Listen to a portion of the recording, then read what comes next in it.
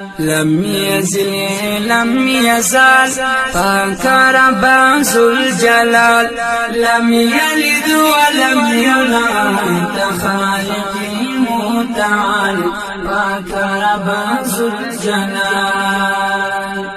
السلام علیکم ورحمة الله وبرکاته.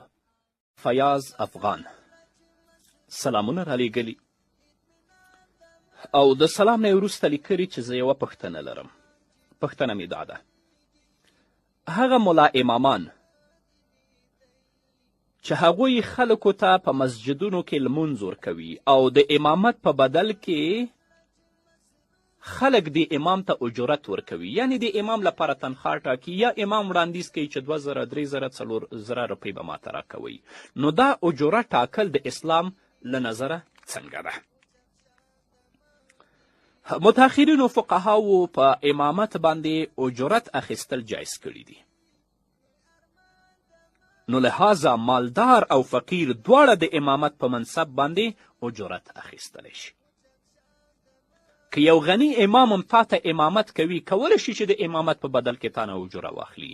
که یو فقیر امام هم تا ته امامت کوي، خپل امامت په بدل کې ستا نه اجره واخلي، خو دا نشي کولی چې تا ته امامت د زکات په مقابل کې وکړي. امام به درته وایي چې زه درته امامت کوم او ته به راته زکات راکوي. دا مسئله صحیح نه ده. همدغه مسئله علامه ابن عابدین الشامی رحمه الله په رد المحتار کې په 5م جلد کې 34مه صفحه کې باب اجارې فاسده کې په تفصیل سره څیړلې ده. همدارنګه هدایه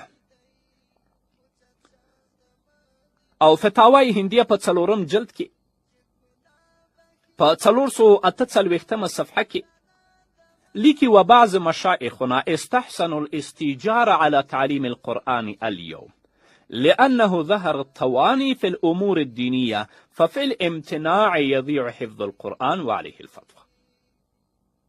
نو که یو امام تاسو ته امامت کوي، هغه لپاره تاسو څه اجره ټاکئ یا هغه یې ټاکي درته وایي چې دغونه روپۍ به راکوئ، شرعا په دې کې کومه ستونزه نشته دی.